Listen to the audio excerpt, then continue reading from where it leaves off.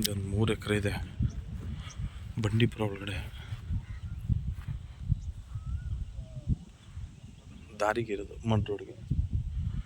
ತಾರ್ ರೋಡಿಂದ ಒಂದು 50 ಮೀಟ್ರು. ಚೆನ್ನಾಗಿದೆ ವ್ಯೂಸು.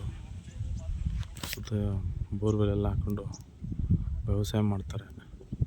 ಫಾರ್ಮ್ ಹೌಸ್ ಕಟ್ಕೊಳ್ಳೋಕ್ಕೆ ಏನು ರೆಸ್ಟ್ರಿಕ್ಷನ್ ಇಲ್ಲ. ಬಂಡೀಪುರ ಒಳಗಡೆನೇ ಇರೋದು ಜಾಗ ಇದು. 3 ಎಕರೆ ಇದೆ ನೋಡಿ ಇದು. ಅಲ್ಲಿ ತನಕ ಇದೇ ಮಡ್ ರೋಡು.